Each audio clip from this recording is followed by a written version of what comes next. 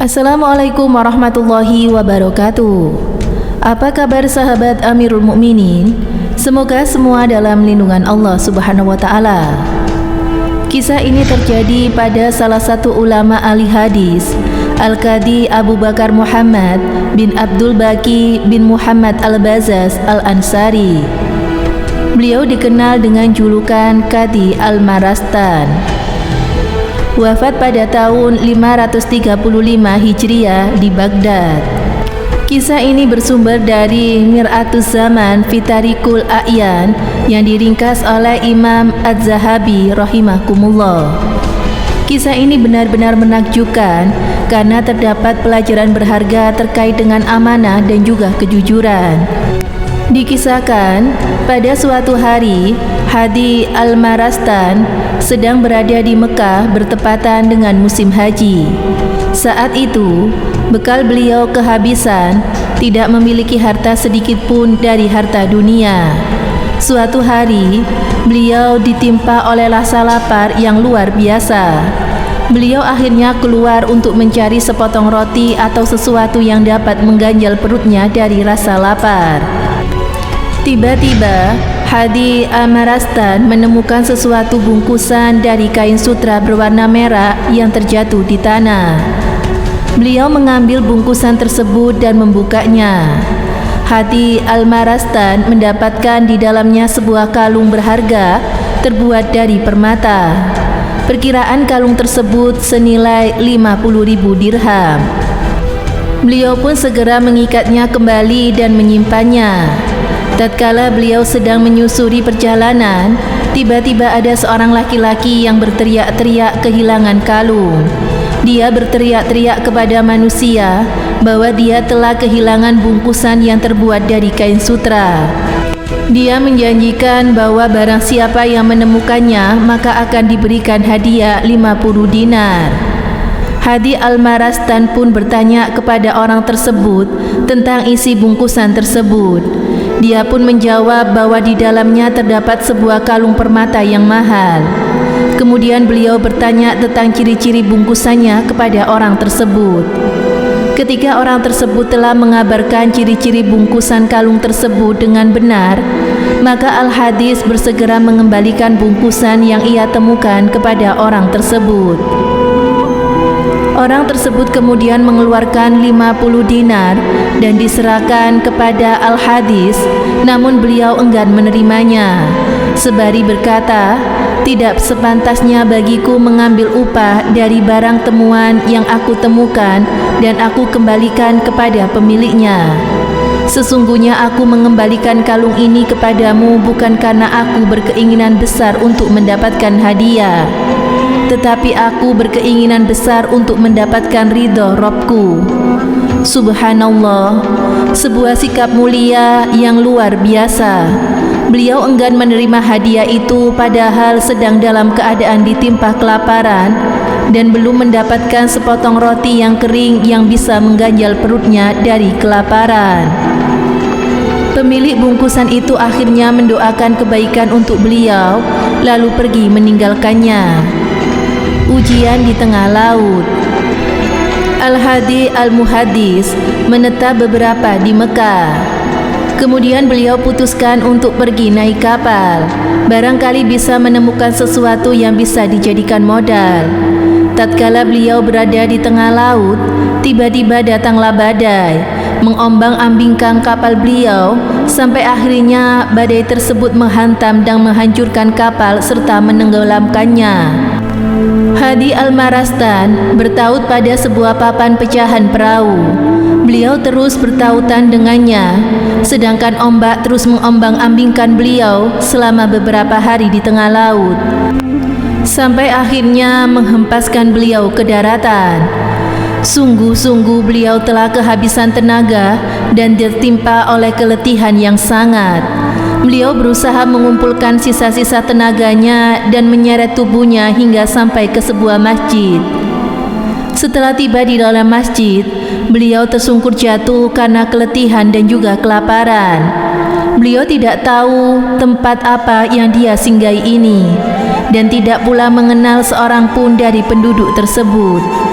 Datanglah seorang penduduk dan masuk ke dalam masjid, dan tatkala dia melihat Al-Hadis, lalu dia mendekatinya dan bertanya tentang keadaan beliau. Beliau pun menceritakan apa yang telah menimpa beliau. Setelah beliau menceritakan kisahnya, orang tersebut menghidangkan makanan dan juga minuman, serta pakaian untuk menghangatkan badan.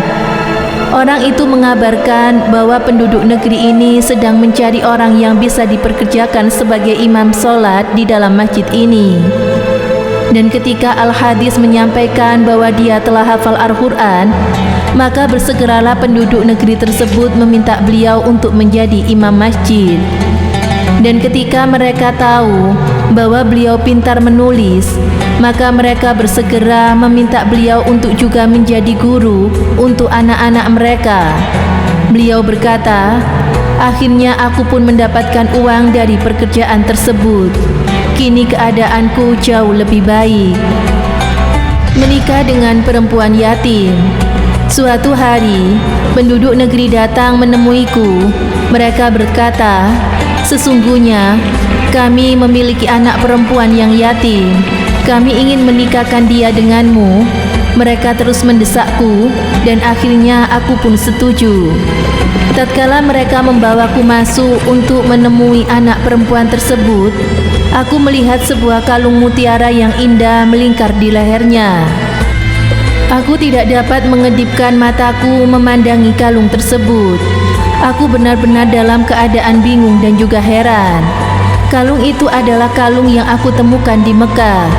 Tatkala aku masih terus memandang kalung tersebut, tiba-tiba saja anak perempuan tersebut lari keluar sambil menangis terisak-isak. Dia berkata kepada penduduk negeri, "Sesungguhnya dia, Al-Qadi, tidak ingin melihat wajahku. Dia hanya mengangkat pandanganku ke kalung yang tergelantung di dadaku." Esok harinya, ketika aku selesai mengimami mereka sholat subuh, mereka menyampaikan kepadaku tentang keluhan anak perempuan itu.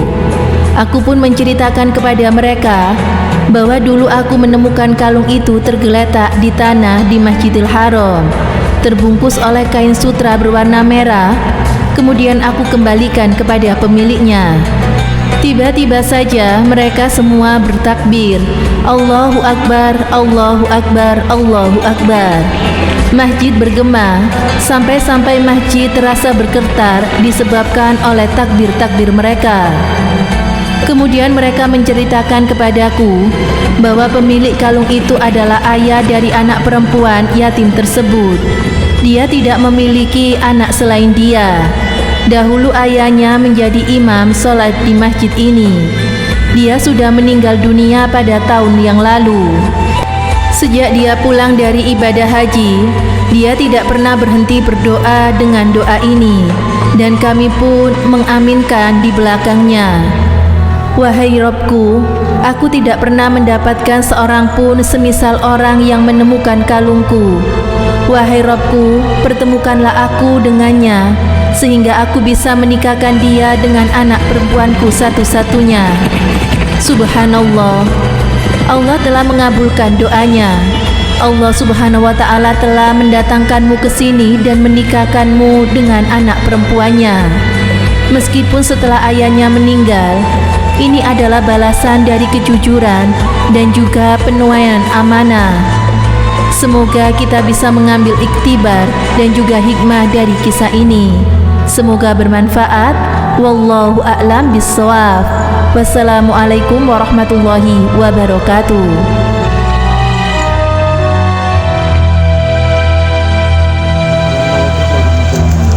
Pemirsa Nurul ini yang dirahmati Allah SWT, di dalam Islam berbuat baik memiliki banyak keutamaan. Di antaranya adalah yang pertama mendapatkan pahala dari sisi Allah, yang kedua terhindar dari siksa Allah, ketiga mendapat kasih sayang Allah SWT, yang keempat membuka pintu kebahagiaan, kesehatan dan ketenangan hati, kelima mendapatkan pertolongan dan perlindungan dari Allah SWT, keenam mendapatkan hubungan sosial dan meningkatkan kualitas hidup. Beberapa ayat Al-Quran yang menjelaskan keutamaan berbuat baik adalah Surah Al-Quran Al-An'am ayat 160 yang artinya, Siapa yang berbuat kebaikan, dia akan mendapat balasan 10 kali lipatnya. Siapa yang berbuat keburukan, dia tidak diberi balasan melainkan yang seimbang dengannya, sedang mereka tidak dianiaya sedikitpun. Kedua, Al-Quran surah As-Zalzalah ayat 7 dan 8 yang artinya, barang siapa yang mengerjakan kebaikan seberat zarah pun, niscaya dia melihat balasannya.